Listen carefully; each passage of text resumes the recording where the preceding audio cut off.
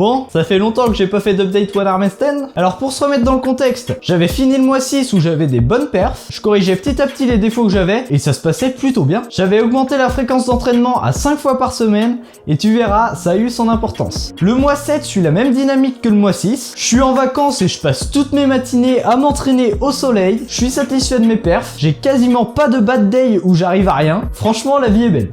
Juste le problème de déséquilibre entre le côté droit et le côté gauche, mais je m'en souciais pas plus que ça. Je commence à bien trouver le point d'équilibre et donc à pouvoir faire des petits à-coups, à lever un peu la main, la reposer pour stabiliser, la relever et ainsi de suite.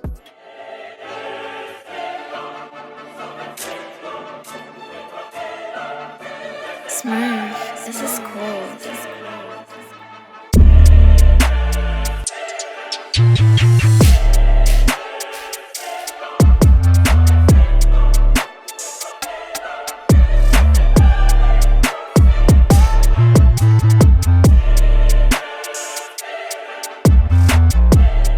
Par contre, à la fin du mois, j'ai une douleur au pouce gauche qui m'empêche de m'entraîner pendant 3 jours. Premier indicateur qu'il y a peut-être quelque chose qui va pas.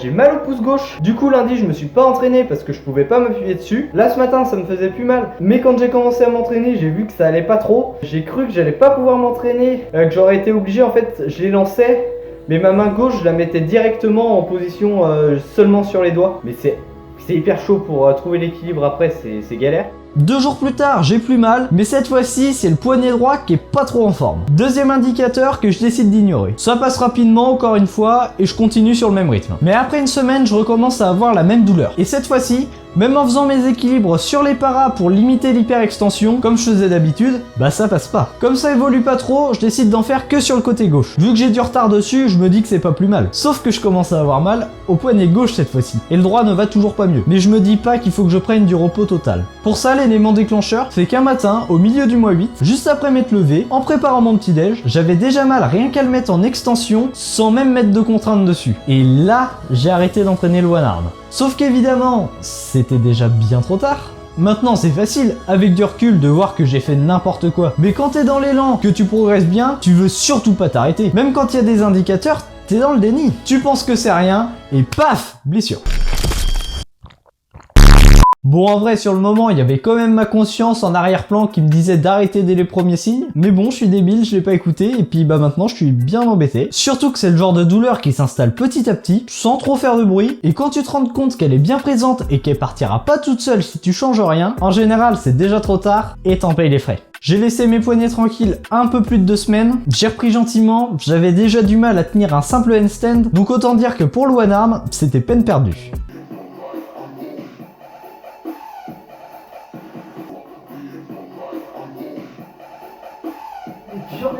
En plus, je chantais toujours une gêne, donc vraiment pas top. Je prévoyais de faire 3 entraînements semaine, mais j'avais pas vraiment le temps de récupérer entre 2 séances avec un seul jour off. Je me suis rendu compte que je pourrais plus m'entraîner régulièrement. J'en faisais que les jours où ça me faisait pas trop mal. Il y en a certains où dès les premiers équilibres pour m'échauffer, ça tirait trop, alors je m'arrêtais là. Du coup, je m'entraînais une seule fois par semaine, avec des entraînements de 15-20 minutes, voire moins. Vraiment, je pouvais absolument pas progresser. Je maintenais seulement le petit niveau qui me restait après l'arrêt total. Genre, j'arrive toujours à faire le transfert de poids et à me mettre dans une position pas trop mal pour le lancer, mais je peux absolument pas tenir l'équilibre en lui-même.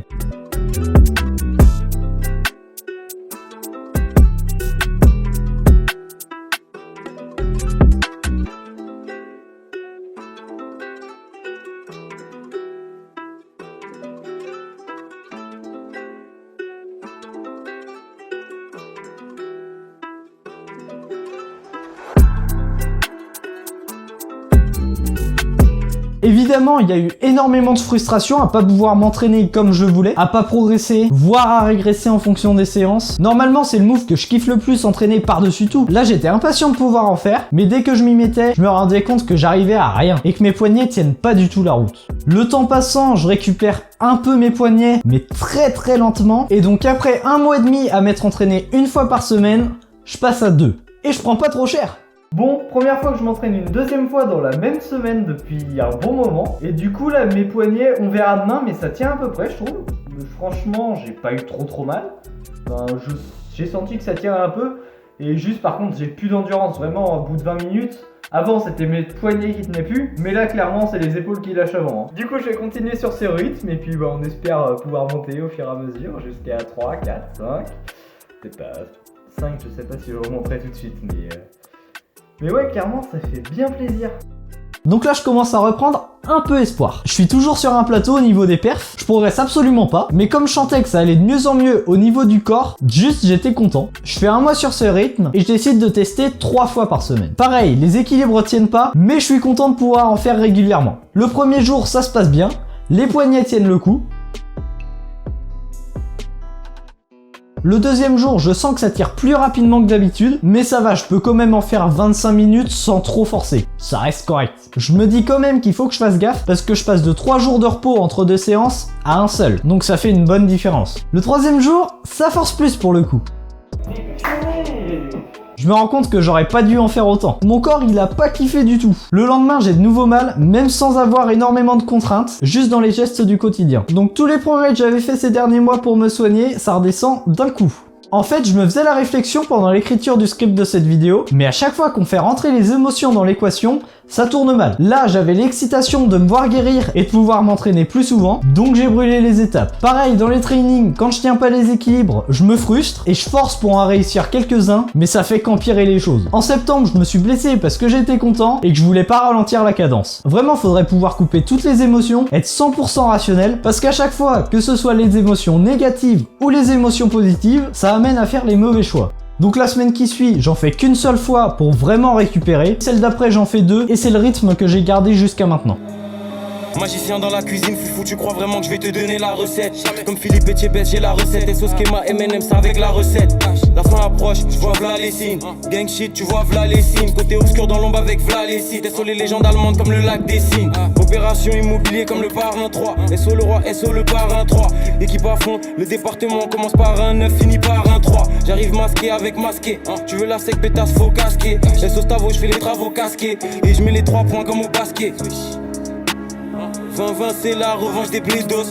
Rap jeu sans stress, je les dédose. Au dieu d'op, rien que je fais des doses. Concu, mini, corner, rouleur, tout terrain, SO, Mano, Guapato, mini, équipe. J'aurais vraiment aimé dans cette vidéo de pouvoir montrer le processus de guérison en entier et le comeback avec une grosse amélioration, mais ça prend beaucoup trop de temps. Ça faisait déjà 4 mois que j'ai pas fait d'update. Donc pour la prochaine vidéo, je vais vraiment faire les choses bien. Je vais arrêter d'entraîner la planche pour réduire au maximum le stress sur mes poignets et éviter de le cumuler. Je vais essayer de faire des exos de renfort, de rééducation pour voir si ça arrange. Et donc j'annonce, dans la prochaine vidéo de cette série, il y aura le comeback avec vraiment des bonnes perfs. Ça prendra le temps que ça prendra, mais je reviendrai pas avant d'avoir plusieurs secondes d'équilibre en contrôle. Et si j'y arrive pas, tant pis, cette vidéo, ce sera la dernière. D'ici là, je t'invite à me suivre sur Insta. Je poste de temps en temps ma progression en attendant. Sur ce, c'était Sylvain Evo. Out.